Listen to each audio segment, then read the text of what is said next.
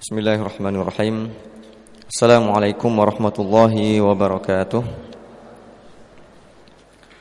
Alhamdulillahi rabbil alamin. Wassalatu wassalamu ala asyrafil anbiya'i wal mursalin, sayyidina wa habibina wa nabiyyina wa syafi'ina Muhammadin wa ala alihi wa ashabihi ajma'in. Allahumma anfa'na bima 'allamtana wa 'allimna ma yanfa'una wa zidna 'ilma. Allahumma faqihna fid din wa 'allimna ta'wil waj'alna minal ladzina yastami'una al-qawla fayattabi'una ahsanah. Allahumma arinal haqqa haqqan warzuqna ittiba'ahu wa arinal batila batila warzuqna ijtinabah wa adkhilna bi rahmatika fi ibadikas salihin. Amma ba'du. Jamaah sekalian yang dirahmati Allah Subhanahu wa taala, kita lanjutkan lagi pembahasan kita tentang hadis Arba'in Nawawiyah yang disyarah dalam kitab Al-Wafi. Kita sampai pada hadis nomor 19 yang diriwayatkan oleh sahabat Ibnu Abbas radhiyallahu taala anhuma, yaitu sabda Nabi sallallahu alaihi wasallam, "Ya gulam, inni u'allimuka kalimatin ihfazillaha yahfazka ihfazillaha tajidhu tujahaka idza sa'alta fas'alillah wa idza ista'anta fasta'in billah wa'lam anna al-ummata law ijtama'at 'ala an yanfa'uka bi syai'in lam yanfa'uka illa bi syai'in qad katabahu Allahu lak wa in ijtama'u 'ala an yadurruka bi syai'in lam yadurruka illa bi syai'in qad katabahu Allahu 'alaik rufi'atil aqlam wa jaffatis suhuf." وفي رواية احفظ الله تجده أمامك تعرف إلى الله في الرخاء يعرفك في الشدة واعلم أن ما أخطأك لم يكن ليصيبك وما أصابك لم يكن ليخطئك واعلم أن النصر مع الصبر وأن الفرج مع الكرب وأن مع العسر يسرا. Yang artinya Rasulullah sallallahu alaihi wasallam bersabda, "Ya gulam, wahai anakku, hendaklah kamu atau aku hendak mengajarimu beberapa kalimat. Ihfazillaha yahfazka, jagalah Allah pasti Dia akan menjagamu. Jagalah Allah, pasti kamu akan mendapatinya selalu di hadapanmu. Jika kamu memohon, maka memohonlah kepada Allah, dan jika kamu meminta pertolongan, maka mintalah tolong kepada Allah Subhanahu wa taala. Ketahuilah seandainya semua umat manusia dan jin bersatu untuk memberikan suatu kebaikan kepadamu, mereka tidak akan mampu kecuali yang sudah ditetapkan Allah untukmu. Dan seandainya semua umat manusia dan jin bersatu untuk mencelakakanmu, mereka tidak akan mampu kecuali keburukan yang telah ditetapkan Allah untukmu. Pena telah diangkat dan tinta telah kering. Riwayat yang lain menyebutkan, jagalah Allah pasti kamu selalu bersamanya. Kenalilah Allah saat kamu lapang, pasti Dia mengenalimu saat kamu susah. Ketahuilah apa yang luput darimu tidak akan menimpamu, dan apa yang menimpamu tidak akan luput darimu. Ketahuilah kemenangan seiring dengan kesabaran, jalan keluar seiring dengan cobaan, dan kemudahan seiring dengan kesulitan. Ini adalah hadis yang kita bahas, dan pertemuan yang lalu kita telah membahas beberapa poin sampai kepada poin nomor 7. Yang ketujuh, hanya kepada Allah Subhanahu wa taala kita memanjatkan doa dan meminta pertolongan. Kesimpulan ini kita ambil dari sabda Nabi sallallahu alaihi wasallam, "Idza sa'alta fas'alillah." Kalau kamu minta tolong, maka mintalah tolong kepada Allah Subhanahu wa taala, dan ini juga sesuai dengan doa atau bacaan yang setiap hari kita baca berulang-ulang di dalam salat kita, yaitu firman Allah Subhanahu wa taala, "Iyyaka na'budu wa iyyaka nasta'in." Hanya kepadamu ya Allah kami beribadah, dan hanya kepadamu kami meminta pertolongan. Rasulullah sallallahu alaihi wasallam memberikan pengarahan kepada saudara sepupunya, yaitu Ibnu Abbas radhiyallahu anhuma, dan segenap kaum muslimin untuk selalu bergantung kepada Allah Subhanahu wa taala. Hanya kepadanya seorang mukmin mengharap pemberian, meminta pertolongan dan meminta ampunan, dan hanya kepadanya seorang mukmin sujud dan mengabdi. Rasulullah sallallahu alaihi wasallam bersabda, jika kamu meminta, mintalah kepada Allah, dan jika kamu mengharap bantuan, mengharaplah kepada Allah. Imam Bukhari dan Muslim meriwayatkan bahwa Nabi sallallahu alaihi wasallam bersabda, sesungguhnya Allah Subhanahu wa taala berfirman, apakah ada orang yang berdoa hingga aku kabulkan doanya? Apakah ada orang yang meminta hingga aku kabulkan permintaannya? Dan apakah ada orang yang minta ampun hingga aku ampuni? Dan ini Allah Subhanahu wa taala sampaikan setiap malam, yaitu lebih tepatnya pada sepertiga malam terakhir. Allah Subhanahu wa taala dalam sebuah hadis disebutkan bahwa Allah turun sampai ke langit dunia, maksudnya langit yang paling dekat dengan dunia, sehingga Allah Subhanahu wa taala melihat hamba-hambanya, siapa yang meminta dikabulkan, siapa yang minta tolong diberi tolong, siapa yang minta ampun diberi ampunan, siapa yang berdoa dikabulkan. Itu setiap malam Allah tawarkan kepada kita. Maka apakah kita sudah menerima tawaran dari Allah Subhanahu wa taala itu yang diberikan setiap malam itu? Kalau belum, maka kita harus mulai dari sekarang juga, kita harus berazam, bertekad untuk memenuhi seruan dari Allah Subhanahu wa taala. Bahkan dalam sebuah riwayat disebutkan bahwa Imam Ahmad bin Hanbal setiap malam menjelang subuh beliau selalu mengatakan, ana ya Allah, ana ya Allah, aku ya Allah, aku ya Allah. Kenapa? Karena seolah-olah Imam Ahmad mendengar firman Allah, siapa yang minta ampun aku ampuni, siapa yang berdoa aku kabulkan. Maka Imam Ahmad menjawab, saya ya Allah, saya ya Allah, saya yang minta ampun, saya minta pertolongan, saya yang berdoa kepadamu ya Allah, maka kabulkanlah ya Allah. Maka kita pun hendaknya juga melaksanakan apa yang telah Allah perintahkan kepada kita, yaitu berdoa dan meminta hanya kepada Allah Subhanahu wa taala. Yang kedelapan, berdoa kepada Allah berarti berdoa kepada yang maha dekat dan maha menjawab. Doa ditujukan kepada Allah Subhanahu wa taala karena dialah yang telah berfirman, ud'uni astajib lakum, berdoalah kepadaku niscaya aku kabulkan. Di sini kata perintah ud'uni, berdoalah, berarti berdoa itu diperintahkan. Artinya kita diperintahkan untuk berdoa kepada Allah Subhanahu wa taala. Kita diminta untuk meminta. Coba kira-kira kurang baik apa Allah Subhanahu wa taala kepada kita? Kalau orang itu mungkin diminta tidak suka, tapi kalau Allah Subhanahu wa taala sebaliknya malah menyuruh hambanya supaya meminta kepadanya. Allah yang menyuruh kita untuk meminta kepadanya dan dijanjikan akan diberikan. Ud'uni astajib lakum, doalah kepada saya, mintalah kepada saya, kata Allah, maka saya akan mengabulkan doa kalian.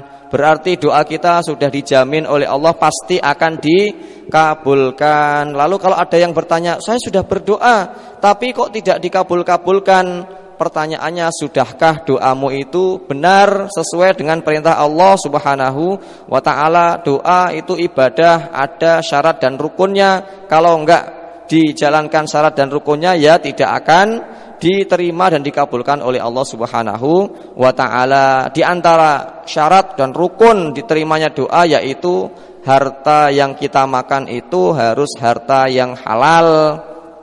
Maka dalam sebuah hadis yang lain Nabi menyebutkan seorang laki-laki yang berdoa menyebut ya Rob, ya Rob, ya Rob, tapi makanannya haram, minumannya haram, pakaiannya haram, dan dia juga tumbuh dari sesuatu yang haram. Maka kata Nabi, fa anna yustajabu lahu, dari mana dia mau dikabulkan. Sehingga yang perlu kita ketahui adalah bagaimana supaya doa kita ini benar-benar sah, karena doa itu ibadah. Seperti orang sholat, kalau sholatnya enggak sah ya tidak akan diterima di sisi Allah Subhanahu wa ta'ala. Tapi ketika doa itu sudah sah, maka janji Allah adalah astajib lakum, aku akan kabulkan doa kalian. Jadi yang menghalang-halangi doa kita itu sebenarnya adalah kita sendiri.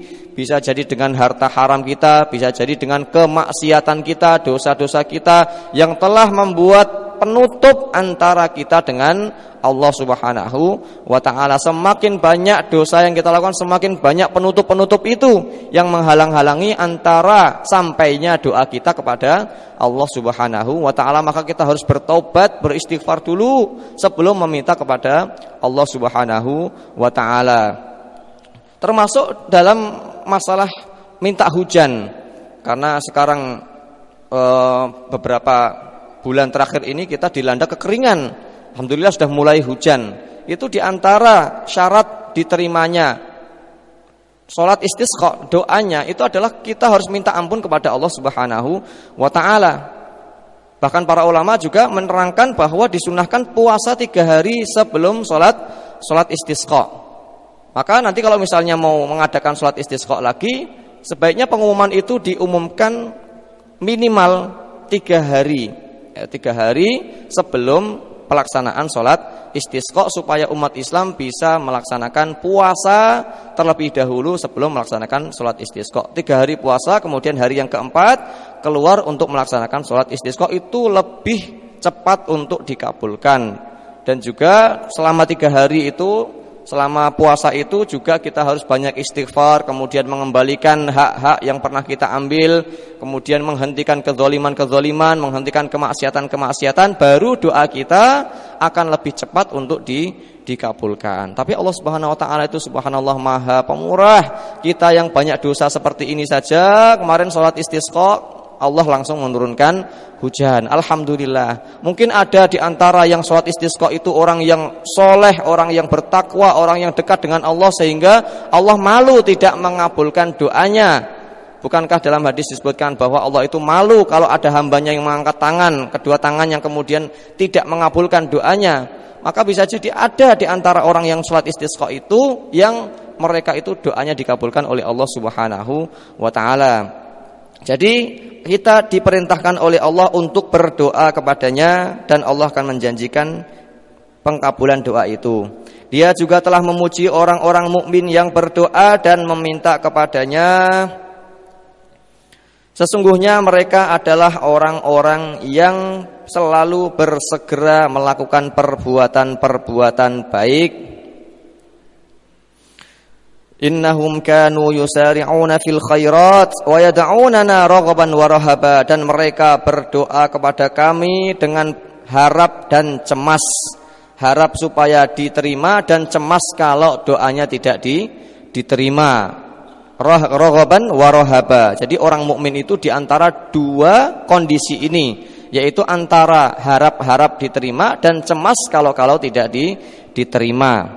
Inilah diantara sifat-sifat orang mukmin yang dipuji oleh Allah Subhanahu wa ta'ala. Dan mereka adalah orang-orang yang khusyuk kepada kami. Selanjutnya, dan diantara Asmaul Husna yang Allah Subhanahu wa ta'ala miliki adalah Al-Qarib, Al-Mujib, yaitu dekat dan maha mendengar. Al-Qarib, Al-Mujib. Sehingga kita berdoa kepada Allah itu tidak perlu berteriak-teriak, Allah sudah mendengarkan doa kita. Cukup dengan berbisik-bisik saja, bahkan itu yang lebih utama, maka Allah sudah mendengarkan doa kita. Karena Allah adalah Al-Qarib, maha dekat dari kita. Bahkan dalam ayat yang lain, wa huwa aqrabu ilaihi min hablil warid. Bahkan dia, Allah Subhanahu wa ta'ala itu lebih dekat kepada manusia dari urat leher. Urat yang ada di leher kita ini, ya, itu Allah lebih dekat, artinya menunjukkan betapa Allah itu sangat dekat dengan kita dan akan cepat mengabulkan doa kita. Jadi kita tidak perlu khawatir, tidak perlu takut, karena dimanapun kita berada Allah selalu bersama kita. Dan juga maha mendengar, maha mengabulkan, yakni dekat dengan hambanya, mendengar dan mengabulkan permintaan hambanya. Allah Subhanahu wa ta'ala berfirman, wa idza sa'alaka 'ibadi 'anni fa inni qarib. Dan apabila hamba-hambaku ada yang bertanya kepadamu tentang aku, kata Allah, maka jawablah bahwasanya aku adalah dekat.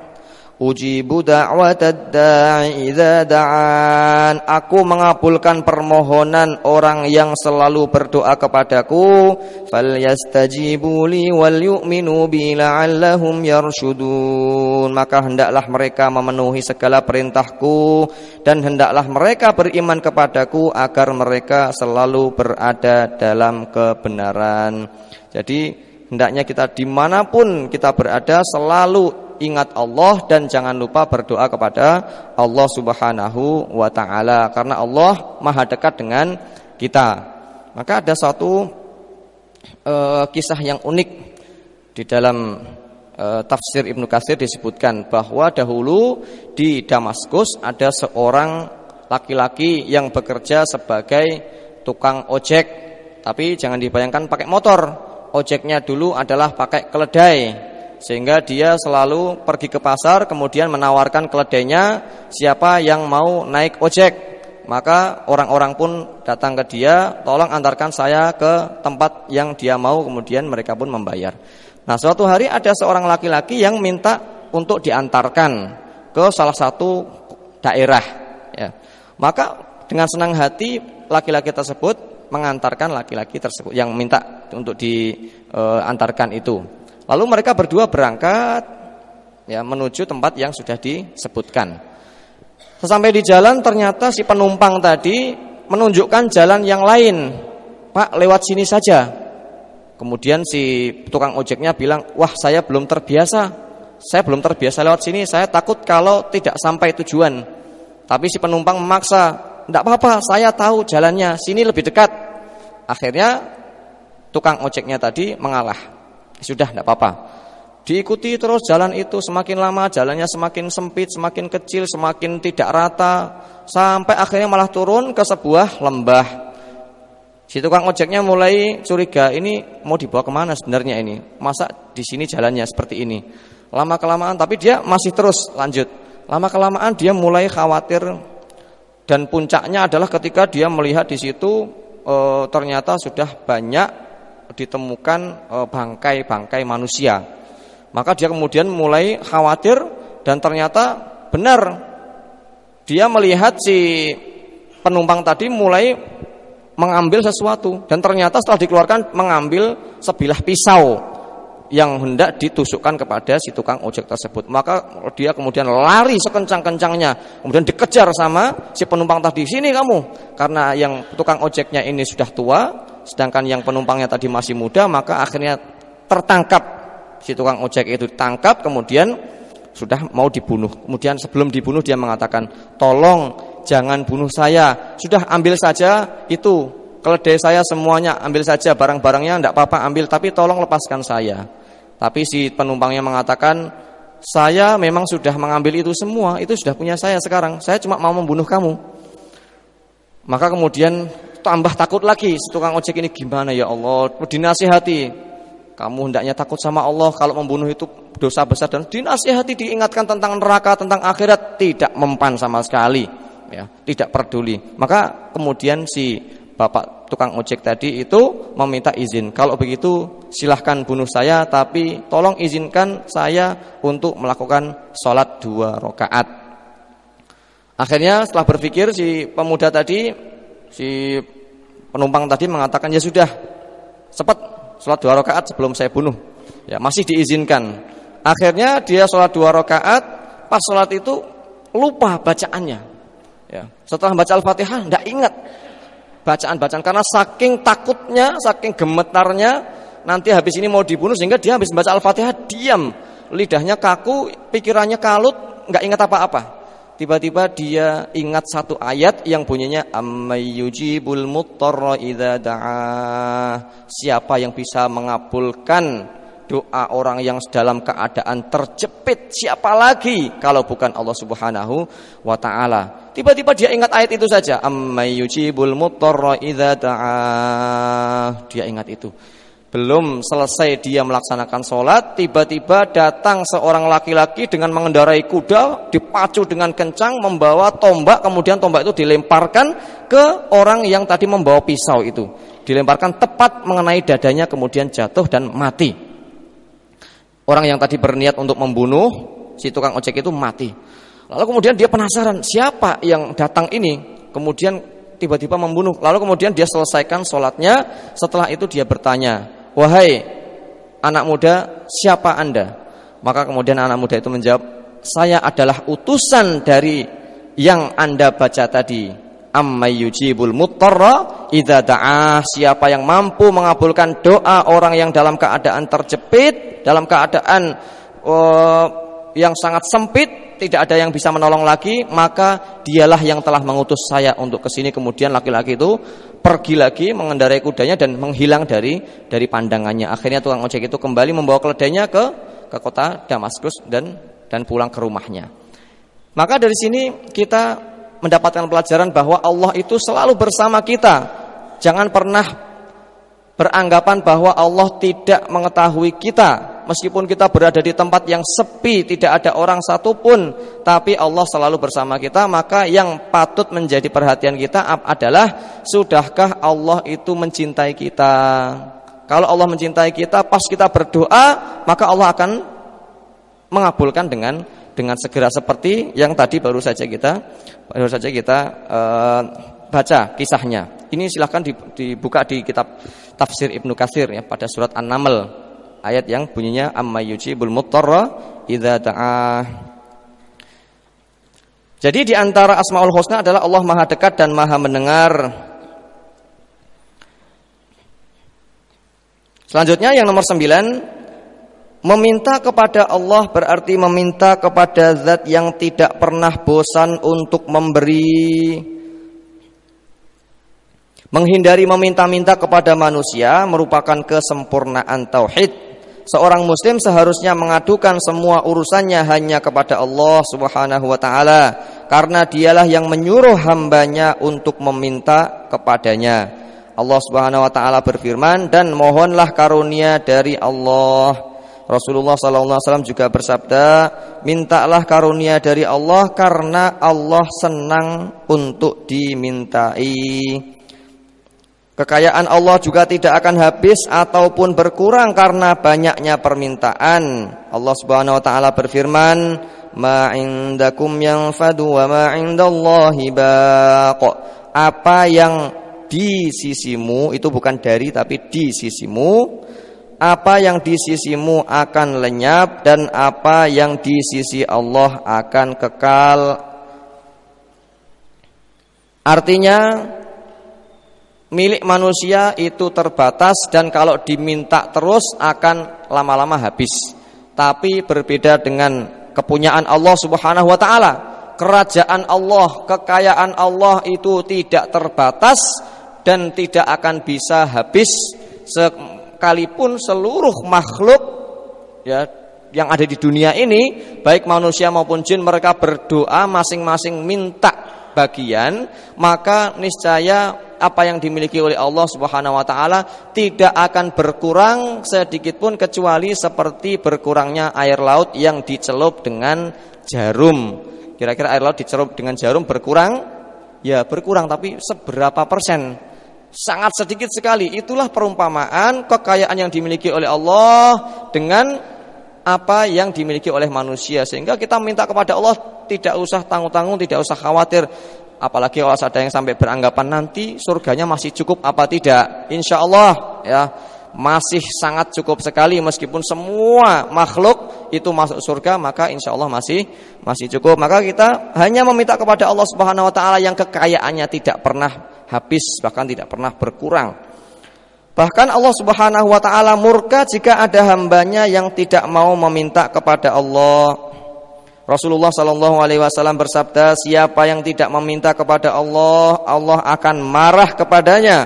Maka hendaknya seorang di antara kalian mengadukan segala urusannya kepada Rabb-Nya, meskipun hanya tali sendalnya yang putus. Artinya apa? Meminta kepada Allah itu dari urusan yang paling besar sampai urusan yang paling kecil. Urusan besar masalah surga neraka, masalah pahala di akhirat, keselamatan, itu minta kepada Allah Subhanahu wa taala, karena memang Allah yang bisa. Minta hujan, minta rezeki, masalah-masalah besar, sampai urusan-urusan yang kecil, sandal putus, kemudian garam di dapur habis, kemudian apalagi ya, semua yang kita butuhkan kita minta kepada Allah Subhanahu wa taala terlebih dahulu sebelum meminta kepada yang lain. Maka para ulama mengajarkan kita, kalau seandainya kamu tersesat di suatu tempat, bingung, nggak tahu jalan, maka yang pertama kali harus kamu lakukan adalah meminta kepada Allah petunjuk, ya Allah jalannya yang mana, baru kemudian bertanya kepada orang.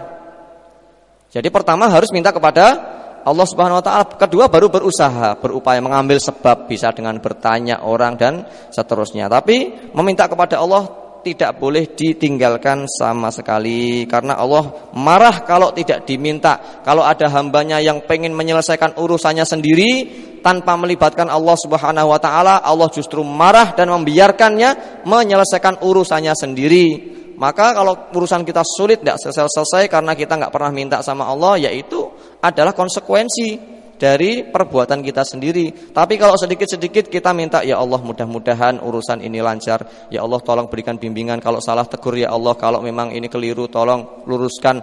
Semuanya kita kembalikan kepada Allah sebelum kita melakukan pekerjaan-pekerjaan kita, maka insya Allah kita akan mendapati urusan-urusan kita dimudahkan oleh Allah Subhanahu wa ta'ala. Jika demikian, masihkah seorang muslim mengadukan urusannya kepada sesama manusia yang tidak suka memberi dan marah ketika dimintai pertolongan? Karena manusia seperti tadi saya sebutkan, semakin sering diminta malah semakin tidak suka. Kalau nggak percaya buktikan, ya minta sama orang sekali mungkin oh ya silahkan, kedua kali ya nggak apa-apa ambil aja, ketiga kali, keempat kali, kelima kali pasti kok minta terus tiap hari, usaha sendiri dong. Itu manusia. Tapi kalau Allah Subhanahu wa taala justru tidak. Sekali minta Allah senang, diminta dua kali Allah tambah senang, diminta tiga kali tambah senang, diminta berkali-kali Allah justru tambah senang, dan permintaan itu akan dikumpulkan oleh Allah Subhanahu wa taala untuk mengabulkan doa kita. Barangkali permintaan kita itu belum cukup diminta dengan satu doa, maka kita perlu dua doa. Dua doa belum cukup, perlu dengan tiga doa. Tiga doa belum cukup, ditambahi lagi sampai benar-benar permintaan kita dikabulkan oleh Allah Subhanahu wa taala. Maka kalau misalnya di zaman sekarang kita masih kurang hujannya, sekarang kan sudah mulai turun hujan tapi masih kurang, ya jangan berhenti sholat istisqa-nya. Adakan lagi, kalau perlu setiap bulan diadakan sholat istisqa supaya hujannya tambah banyak lagi.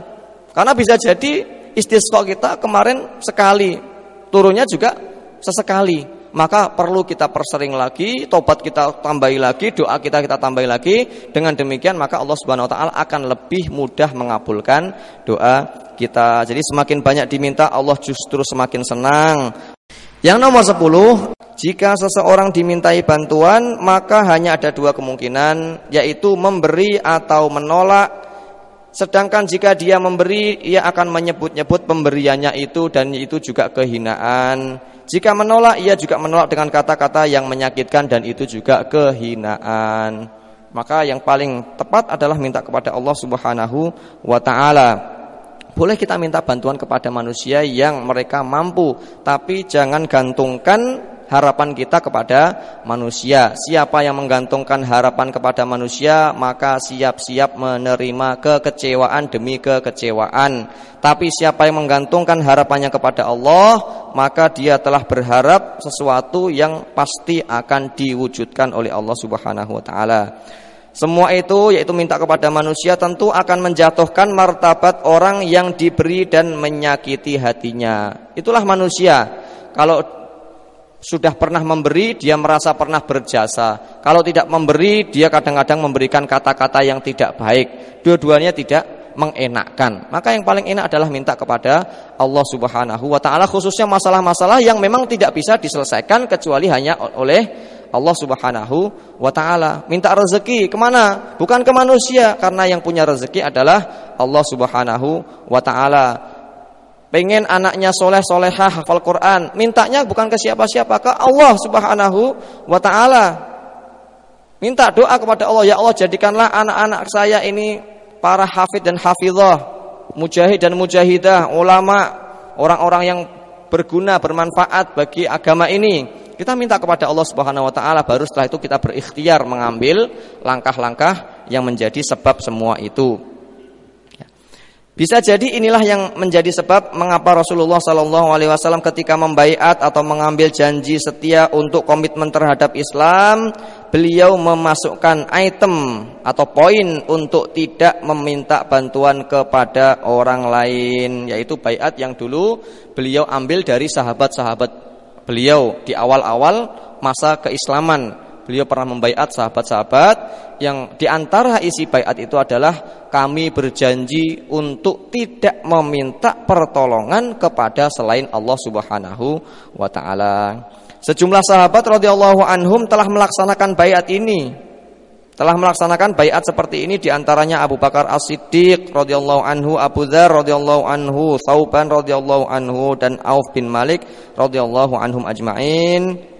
Disebutkan bahwa setelah baiat tersebut salah seorang di antara mereka ada yang cambuk untanya jatuh dan ia tidak mau meminta tolong orang lain untuk mengambilkannya. Saking setianya mereka dengan janji Nabi, ya, maka mereka berusaha sekuat mungkin untuk tidak meminta bantuan kepada orang lain selama tentunya dia mampu melakukan sendiri. Bahkan sampai-sampai tadi apa?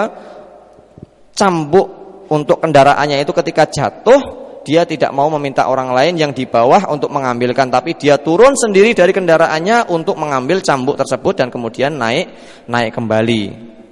Zaman sekarang ya mungkin tasnya jatuh dari kendaraan, sepatunya jatuh, sandalnya jatuh, maka dia turun sendiri untuk mengambilnya dan tidak meminta bantuan kepada orang lain, meskipun bisa meminta kepada orang lain, tapi yang lebih utama, yang lebih afdal adalah kita turun sendiri. Yang pertama karena memang itulah yang diperintahkan Allah Subhanahu wa taala supaya kita tidak minta kepada selain Allah Subhanahu wa taala, dan yang kedua juga itu menjadikan kita lebih tawadhu, tidak merasa sombong. Kita bawa barang-barang kita sendiri. Kecuali kalau memang kita tidak mampu, maka kita bisa meminta pertolongan kepada saudara kita, dan sebaiknya lagi saudaranya sebelum diminta sudah membantu saudaranya yang sedang membutuhkan. Nah ini. Selanjutnya yang ke-11, meminta pertolongan kepada Allah adalah meminta pertolongan kepada Zat yang Maha Kuat. Manusia senantiasa membutuhkan bantuan baik dalam perkara yang besar ataupun perkara yang kecil, dan tidak ada yang mampu memberikan semua bantuan tersebut kecuali Allah Subhanahu wa taala. Termasuk yang kecil. Jangan dianggap bahwa yang kecil-kecil itu bisa terjadi tanpa seizin Allah. Keliru kalau kita berkeyakinan seperti itu, akidah kita bermasalah. Yang benar adalah semua yang terjadi di alam ini adalah atas kehendak dari Allah Subhanahu wa taala, atas seizin Allah. Tidak akan mungkin terjadi suatu kejadian kecuali Allah sudah mengizinkan kejadian itu supaya terjadi, meskipun cuma kejadian yang kecil. Maka kita harus kembalikan semuanya kepada Allah Subhanahu wa taala. Selain Allah tentunya sangat lemah, bahkan hanya untuk sekedar menolak satu bahaya ataupun mendatangkan manfaat untuk dirinya mereka tidak mampu. Barang siapa yang dibantu Allah maka dia akan mendapatkan bantuan, dan barang siapa yang ditelantarkan Allah maka dia benar-benar terlantar. Allah Subhanahu wa taala di dalam Al-Quran berfirman, "Yansurkumullahu fala ghaliba lakum." Jika Allah menolongmu, maka tak ada orang yang dapat mengalahkanmu. Wa in yakhdhulkum faman dzalladzi yansurukum min ba'dih. Dan jika Allah membiarkanmu tidak memberi pertolongan, maka siapakah gerangan yang dapat menolongmu selain dari Allah Subhanahu wa taala sesudah itu? Karena itu hendaklah kepada Allah saja orang-orang mukmin bertawakal. Bahkan sebenarnya di tangan Allah lah hati semua makhluk. Allah lah yang mengaturnya sesuai dengan kehendaknya. Di dalam hadis yang lain disebutkan bahwa hati para hamba itu di antara dua jari Allah. Ini adalah perumpamaan. Maksudnya saking mudahnya Allah mengubah hati seseorang, itu diumpamakan seperti Mungkin kelereng yang kita pegang di jari-jari kita. Gampang nggak mengubah-ubah kelereng itu? Kita putar-putar. Begitu gampangnya. Artinya Allah sangat mudah sekali baginya untuk mengubah hati seseorang. Maka kalau kita menemukan permasalahan yang sulit, yang itu hanya bisa diselesaikan kalau hatinya berubah, maka mintalah kepada Allah. Misalnya seorang pemuda mau melamar seorang perempuan, udah senang, udah cinta, tapi ternyata kedua orang tuanya belum merestui. Maka jalan satu-satunya ya bagaimana supaya orang tuanya merestui. Dan itu tidak bisa diwujudkan kecuali kalau kita minta kepada Allah untuk mengubah hatinya. Diputar sedikit saja, seret, setuju, sudah selesai masalah. Masalahnya cuma di situ saja, di hatinya. Tidak usah muter ke sana ke sini cari cara. Cukup berdoa kepada Allah, minta, ya Allah berikanlah hidayah. Berdakwah misalnya kepada orang tuanya, belum mau sholat, belum mau puasa, dinasihati berkali-kali nggak bisa, minta sama Allah, ya Allah berikanlah hidayah, bukalah hatinya, geser dari semula tidak mau menjadi mau. Kalau Allah berkehendak digeser seret, jadi selesai masalah. Dia kemudian menjadi sholat dan menjadi puasa. Anaknya atau istrinya atau ibunya belum pakai jilbab misalnya, dinasihati nggak bisa, doa sama Allah Subhanahu wa taala, ya Allah geser hatinya. Jadi hati setiap orang itu di tangan Allah Subhanahu wa taala, tinggal digeser sedikit saja sudah berubah. Maka kita mestinya mintanya kepada Allah Subhanahu wa taala karena hanya Allah yang bisa mengubahnya. Dialah yang mengarahkan hati seseorang untuk memberikan bantuan kepada orang lain atau menggerakkan hatinya untuk tidak memberi. Karenanya kembalilah kepada pelaku yang sesungguhnya. Siapa? Yaitu dialah Allah Subhanahu wa taala yang memberi dan menghalangi pemberian. Allah Subhanahu wa taala berfirman, dan barang siapa yang bertawakal kepada Allah, niscaya Allah akan mencukupkan keperluannya. Surat At-Talaq ayat 3. Dan menghadaplah kepada Allah dalam segala hal. Hanya kepadamu kami menyembah dan hanya kepadamu kami memohon pertolongan. Surat Al-Fatihah ayat 5 yang setiap hari kita baca. Yang selanjutnya nomor 12. Dari hadis ini meminta pertolongan kepada selain Allah adalah kerendahan dan kelemahan.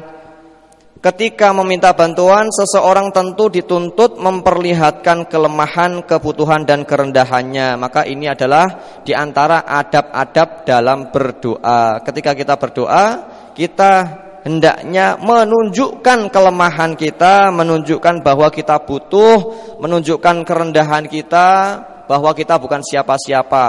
Itu yang mempercepat doa kita dikabulkan oleh Allah Subhanahu wa taala. Bukan sebaliknya, merasa tinggi, merasa sombong, merasa sudah banyak amalnya. Kalau orang merasa seperti itu berdoa kepada Allah, maka Allah justru tidak akan mengabulkan. Gimana orang mau minta kok malah sombong? Kira-kira kalau kita diminta sama orang caranya itu seperti memaksa, kita senang apa enggak? Pasti tidak senang. Ini kamu minta apa maksa, kan begitu. Apalagi kalau yang diminta adalah Allah Subhanahu wa taala, bahasanya kok maksa. Ya Allah, kalau enggak kamu kabulkan nanti saya enggak mau sholat. Loh, kamu siapa? Kok mau maksa-maksa seperti itu? Hendaknya kita malah justru menunjukkan kerendahan kita. Ya Allah, kalau selama ini ada salah ampuni ya Allah. Kalau selama ini ada dosa yang saya tidak ketahui, tunjukkan ya Allah. Bisa jadi ini karena kesalahan saya, karena dosa saya. Mungkin selama ini saya ini kotor, hina dan sebagainya. Bersihkan ya Allah. Gitu baru kita minta, kita itu hamba. Kita bukan majikan. Lah minta kepada Allah kok maksa. Ya Allah harus itu ya Allah, kalau enggak saya enggak mau. Nah, maka kita harus punya adab. Berdoa juga kita punya adab supaya doa kita lebih dikabulkan oleh Allah Subhanahu wa taala. Ya, padahal sikap seperti ini adalah esensi dari makna ibadah, yaitu tawadhu tadi, yang tidak layak ditujukan kepada selain Allah Subhanahu wa taala. Jadi seorang mukmin itu hanya merendahkan dirinya, menghinakan dirinya di hadapan Allah Subhanahu wa taala. Adapun di hadapan makhluk, maka dia tidak pernah rukuk, tidak pernah tunduk, tidak pernah bisa diatur oleh selain Allah Subhanahu wa ta'ala. Kalau orang itu menyuruh kepada yang ma'ruf maka dia baru taat. Tapi kalau menyuruh kepada yang dilarang Allah maka dia tidak akan pernah tunduk. La ma'siyata li makhluqin, la ta'ata li makhluqin fi maksiatil khaliq. Dalam sebuah hadis, tidak ada ketaatan bagi makhluk kalau itu adalah kemaksiatan kepada Allah Subhanahu wa ta'ala. Meskipun yang menyuruh itu adalah orang yang pangkatnya sangat tinggi atau bahkan mungkin kedua orang tua kita sendiri, tapi kalau yang diperintahkan adalah kemaksiatan, kekufuran, kesyirikan, maka tidak ada ketaatan dalam hadis kepada makhluk dalam hal maksiat kepada Allah Subhanahu wa ta'ala. Jadi seorang mukmin hanya tunduk patuh kepada aturan Allah Subhanahu wa ta'ala. Maka Abu Bakar As-Siddiq ketika beliau dilantik sebagai seorang khalifah, beliau mengatakan, taatilah aku selama aku menaati Allah Subhanahu wa ta'ala.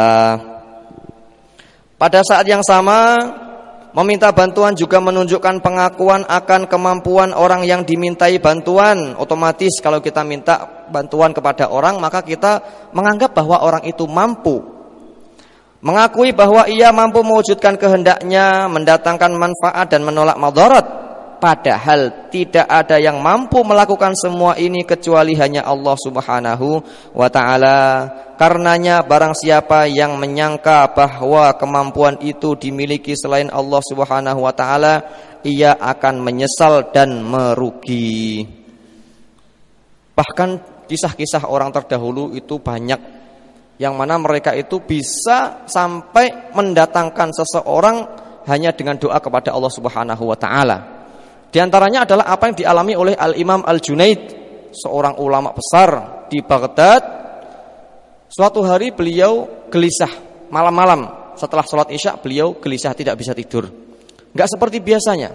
Beliau kemudian mulai sholat, setelah sholat masih gelisah. Kemudian mulai membaca Al-Quran, masih tidak hilang gelisahnya.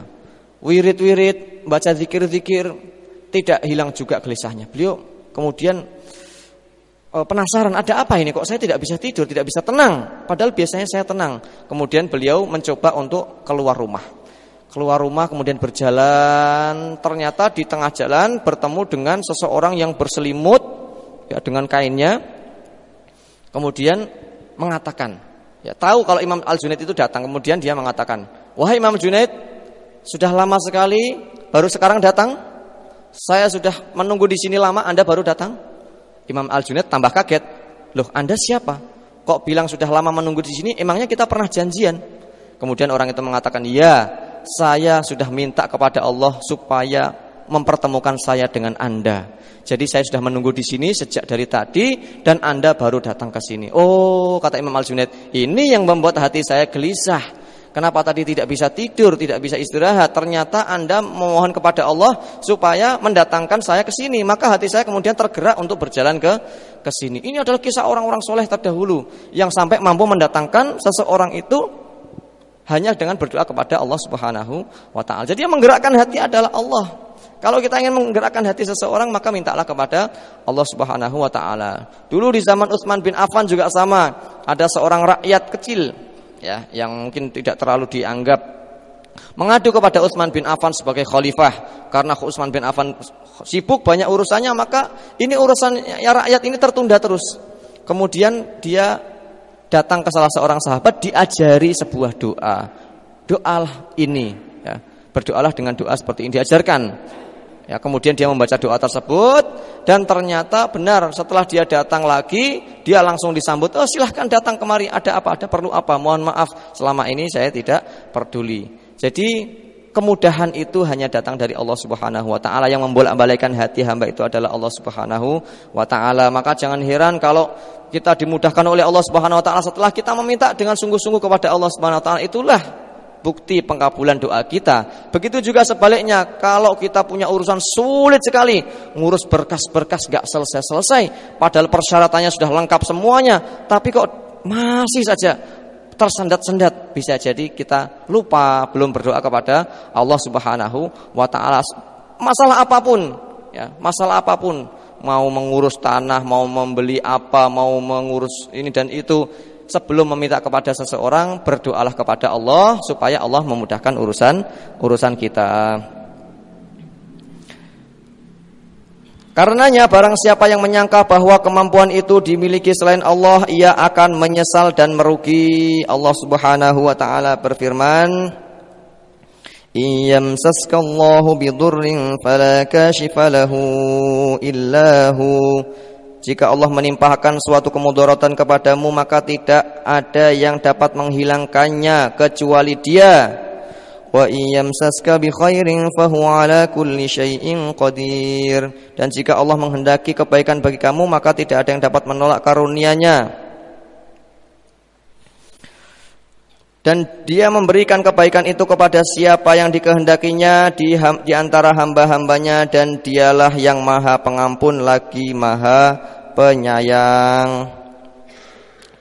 Dalam firman yang lain, apa saja yang Allah anugerahkan kepada manusia berupa rahmat, maka tidak ada seorang pun yang dapat menahannya.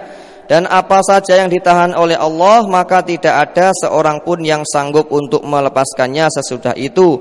Dan Dialah yang Maha Perkasa lagi Maha Bijaksana. Surat Fatir ayat 2. Ini adalah tentang sabda Nabi, idza sa'alta fas'alillah wa idza sta'anta fasta'in billah, yaitu meminta pertolongan dan meminta segala sesuatu itu hanya kepada Allah Subhanahu wa taala. Selanjutnya, pelajaran yang kita ambil dari hadis ini yaitu sabda Nabi tentang masalah iman kepada qada dan qadar. Yaitu Nabi menyampaikan, wa'alam, ketahuilah bahwa seandainya seluruh umat berkumpul bersatu padu untuk memberikan manfaat kepadamu, maka mereka tidak akan bisa memberikan manfaat kecuali yang telah Allah tetapkan. Maka ketetapan inilah yang dimaksud dengan takdir. Takdir artinya adalah ketetapan. Iman kepada qada dan qadar akan mendatangkan ketenangan dan ketentraman.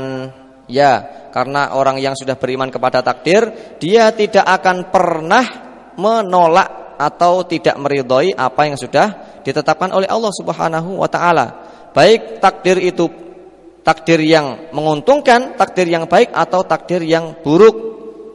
Khairihi wa syarrihi, kita harus beriman semua itu telah Allah tetapkan sebelum kita diciptakan oleh Allah Subhanahu wa taala.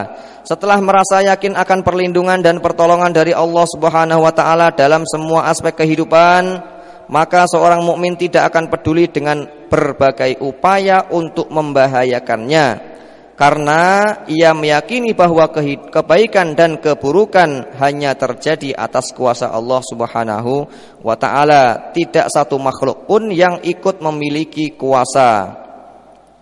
Allah Subhanahu wa taala berfirman, katakanlah semuanya datang dari sisi Allah Subhanahu wa taala. Dalam hadis di atas disebutkan, ketahuilah jika sekelompok manusia berkumpul untuk memberikan manfaat kepadamu, maka tidak akan bisa memberikan manfaat kecuali apa yang telah ditetapkan Allah untukmu. Dan jika mereka berkumpul untuk memberikan madarat kepada kamu, maka tidak akan bisa memberikan madarat kecuali apa yang telah ditetapkan Allah untukmu. Allah Subhanahu wa taala berfirman lagi dalam ayat yang lain, jika Allah menimpakan suatu kemudaratan kepadamu, maka tidak ada yang menghilangkannya selain Dia sendiri. Dan jika Dia mendatangkan kebaikan kepadamu, maka Dia Maha Kuasa atas tiap-tiap sesuatu, dan Dialah yang maha berkuasa atas sekalian hamba-hambanya. Jadi tidak seorang pun yang dapat menyakitimu selama Allah Subhanahu wa taala tidak menghendakinya. Begitu juga sebaliknya, tidak ada seseorang yang menjanjikan sesuatu untukmu, maka hal itu tidak akan terwujud jika Allah tidak menghendaki. Ya. Jika seseorang menjanjikan sesuatu, maka tidak akan terwujud kecuali jika Allah menghendakinya. Allah Subhanahu wa taala berfirman, tiada sesuatu bencana pun yang menimpa di bumi dan tidak pula pada dirimu sendiri, melainkan telah tertulis dalam kitab, yaitu Lauhul Mahfuz, sebelum kami menciptakannya. Sesungguhnya yang demikian itu adalah mudah bagi Allah Subhanahu wa taala. Maka ada sebuah kisah yang menarik yang dialami oleh seorang ahli hadis pada zaman dahulu yang bernama Imam Abu Bakar An-Nabulsi.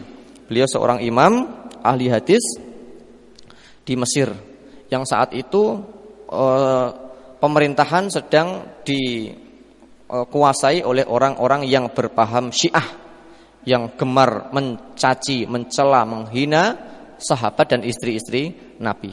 Maka seorang ulama Ahlus Sunnah yang bernama Imam Abu Bakar An-Nabulsi ini, beliau pernah mengatakan, berceramah di hadapan jamaahnya, mengatakan seandainya ada 10 anak panah, maka kita wajib melemparkan 9 anak panah itu kepada mereka, orang-orang Rafidhah yang mencaci maki para sahabat dan istri-istri Nabi itu. 9 anak panah itu kepada mereka, baru 1 panah ini kepada orang kafir, orang-orang Romawi dan seterusnya.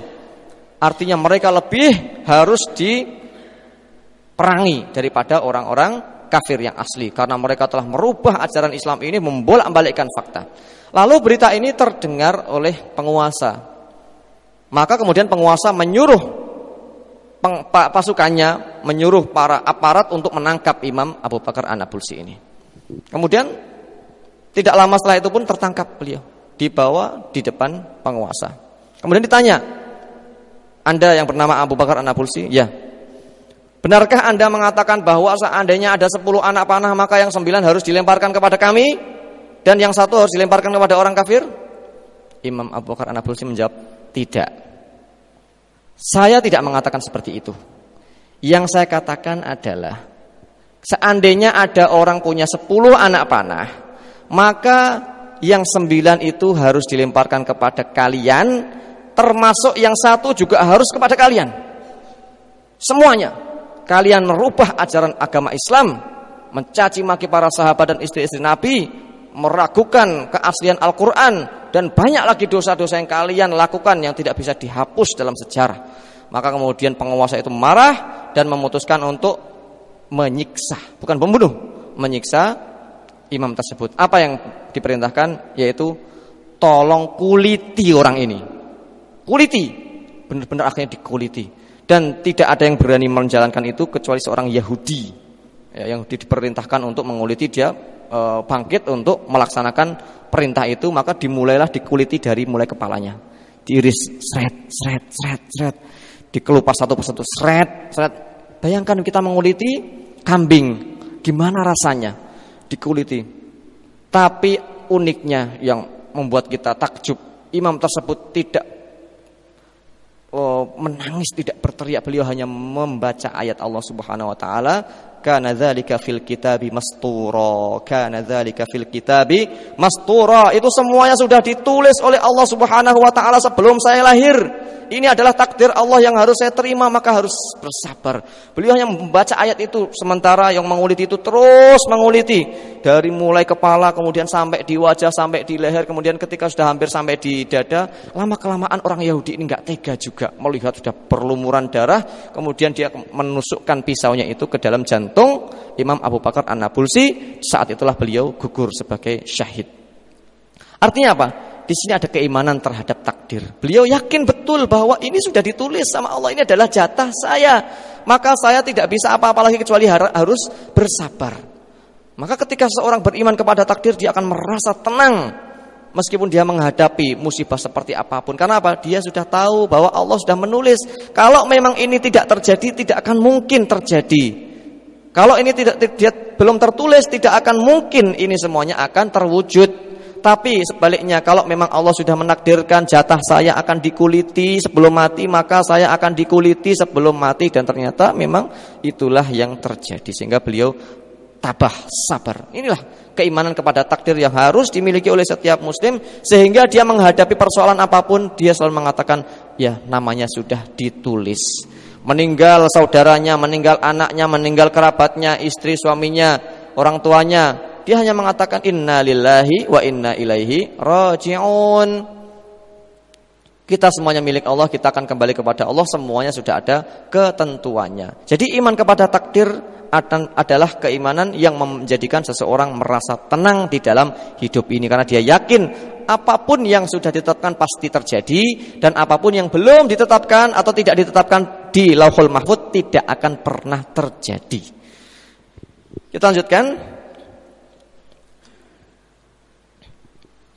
Allah Subhanahu wa taala berfirman, Tidak ada suatu bencana pun yang menimpamu di bumi, tidak pula pada dirimu sendiri, melainkan telah tertulis dalam kitab Lauhul Mahfuz sebelum kami menciptakannya. Sesungguhnya yang demikian itu adalah mudah bagi Allah.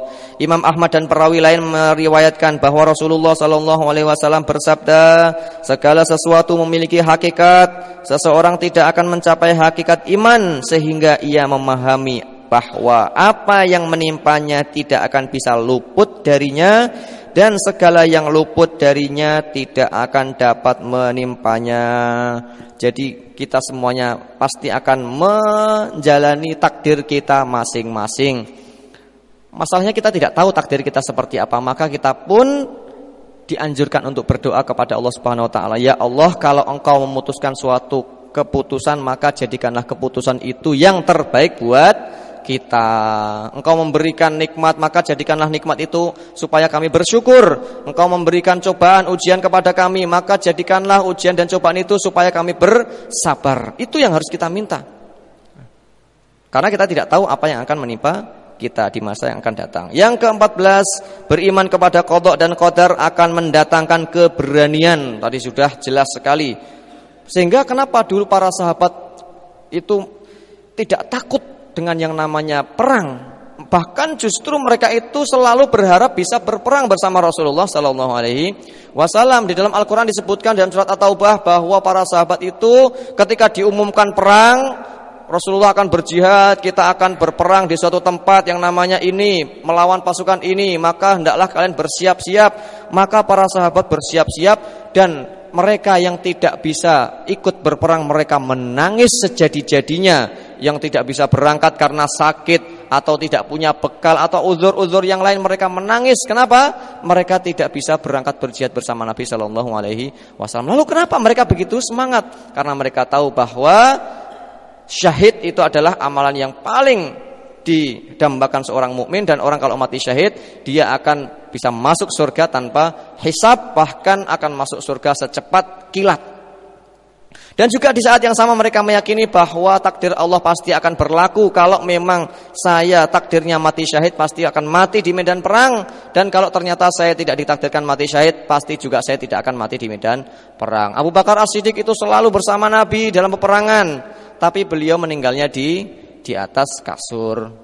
Begitu juga Khalid bin Walid, seorang komandan perang yang tidak pernah kalah dalam sejarah peperangannya, baik sebelum masuk Islam maupun setelah masuk Islam. Ternyata Allah takdirkan dia mati di atas kasur. Jadi masalah mati itu adalah takdir, maka kita tidak perlu khawatir.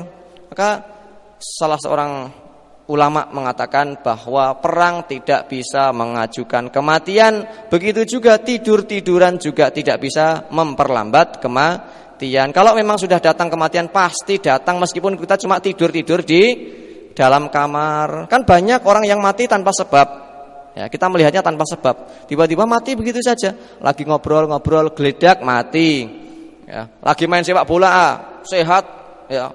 Tiba-tiba geludak jatuh mati. Ya, karena ada yang direkam dalam video. Artinya apa? Takdir Allah Subhanahu wa taala. Maka kita tidak usah khawatir, ya, menghadapi apa yang akan terjadi di masa datang. Yang perlu kita khawatirkan adalah apakah kita siap menghadapinya, itu saja. Maka kita harus senantiasa berdoa, ya muqallibal qulubi tsabbit qalbi ala dinik. Doa yang selalu diulang-ulang Nabi, ya Allah yang menggerak-gerakkan hati, maka tetapkanlah hati ini supaya tetap berada di atas agamamu. Ya ayyuhalladzina amanu taqullaha haqqa tuqatih, wahai orang-orang yang beriman, bertakwalah kepada Allah dengan sebenar-benarnya takwa. Wala tamutunna illa wa antum muslimun, dan jangan sekali-kali kalian mati kecuali dalam keadaan muslim. Islam harus senantiasa kita pegang dalam hati kita sampai kita mati. Dalam keadaan apapun kita mati, selama kita dalam keadaan muslim maka beruntung. Sebaliknya, dalam keadaan apapun kita mati, kalau iman tidak ada di dalam hati kita, maka kita menjadi orang yang celaka, waliyadzubillah. Telah jelas bahwa manfaat dan mudarat adalah ketetapan yang pasti. Seseorang tidak akan mendapatkannya kecuali atas ketentuan Allah Subhanahu wa taala. Dengan demikian, hendaklah seorang muslim tidak gentar dalam melaksanakan perintah Allah, mengatakan kebenaran meskipun bahaya mengintai keselamatan dirinya. Tidak pula takut akan cercaan, bersikap berani tanpa memperhitungkan mati atau hidup. Sebagai bukti keyakinannya terhadap ayat, katakanlah, sekali-kali tidak akan menimpa kami melainkan apa yang telah ditetapkan oleh Allah bagi kami. Dialah pelindung kami dan hanya kepada Allah orang-orang yang beriman harus bertawakal. Jadi apapun yang telah ditakdirkan, maka itulah yang akan terjadi. Allah Subhanahu wa taala berfirman, sekiranya kamu berada di rumahmu, niscaya orang-orang yang telah ditakdirkan akan mati terbunuh itu keluar juga ke tempat mereka terbunuh. Maka kadang-kadang saya merasa ingin tertawa ketika ada yang bilang, kita nggak usah naik pesawat misalnya, nanti pesawat jatuh. Terus naik apa?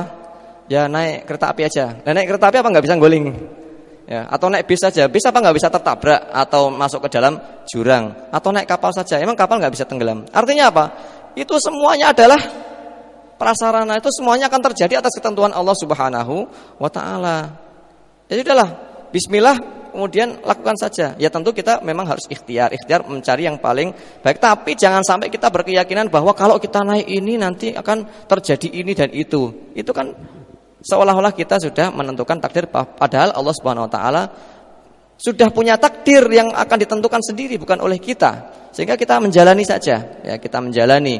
Dan tugas kita yang paling utama adalah kita berusaha untuk menjalankan perintah Allah dan menjauhi larangannya. Tidak usah memikirkan nanti apa yang akan terjadi kepada kita. Sudah minta pertolongan, perlindungan kepada Allah. Maka dalam perjalanan sebelum kita berangkat, kita diperintahkan untuk berdoa, bismillahi tawakkalna 'alallah wala haula wala quwata illa billahil aliyyil azim. Subhanalladzi sakhkhara lana hadza wa ma kunna lahu muqrinina wa inna ila rabbina lamunqalibun. Allahumma hawwin alaina safarana hadza. Itu harus dihafal, harus dibaca. Kalaupun tidak hafal, dibaca sebelum melakukan perjalanan. Ya, kalaupun kita ditakdirkan wafat saat itu, maka kita wafat dalam keadaan husnul khotimah. Ya, jadi tidak ada yang perlu kita khawatirkan tentang apa yang akan terjadi. Yang penting kita melaksanakan perintah Allah sekuat tenaga dan menjauhi larangan Allah sekuat tenaga pula. Tidak pula takut akan cercaan, berani bersikap.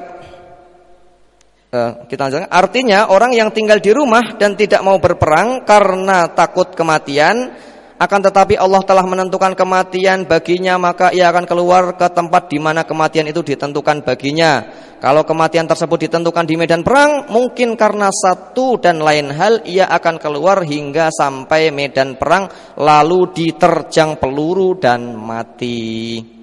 Jadi takdir Allah pasti terjadi. Jadi tempat kita mati sudah ada, kapan kita mati sudah ada, bagaimana kita mati sudah ada ketentuannya. Masalahnya kita tidak tahu dan memang kita tidak perlu tahu. Yang perlu kita ketahui adalah semua itu sudah ditetapkan sama Allah dan tinggal kita minta Allah untuk diberikan husnul khotimah. Ya Allah biha, ya Allah biha, ya Allah biha, ya Allah bi husnil khotimah. Ya Allah berikanlah kami husnul khotimah, akhir kehidupan yang baik. Kalau orang akhir kehidupan yang baik sudah ya tidak khawatir dengan apa yang akan terjadi setelahnya, karena itu adalah pertanda bahwa dia akan menjadi orang yang selamat. Baiklah, jamaah sekalian yang dirahmati Allah Subhanahu wa taala, kita cukupkan pembahasan kita pada pagi hari ini sampai di sini. Mudah-mudahan apa yang kita dapatkan pagi hari ini bisa menambahkan keimanan kita kepada Allah Subhanahu wa taala, dan mudah-mudahan kita bisa senantiasa bertawakal kepada Allah dan meminta pertolongan hanya kepada Allah Subhanahu wa taala. Mudah-mudahan Allah juga memudahkan segala urusan kita dan menjadikan kita orang-orang yang soleh, orang-orang yang bertakwa, dan memberikan kita husnul khotimah. Amin ya rabbal alamin. Walhamdulillahirabbil alamin. Wa sallallahu ala sayyidina Muhammadin wa ala alihi wa sahbihi wasallam. Subhanakallahumma wa bihamdika asyhadu an la ilaha illa anta astaghfiruka wa atubu ilaik. Wassalamualaikum warahmatullahi wabarakatuh.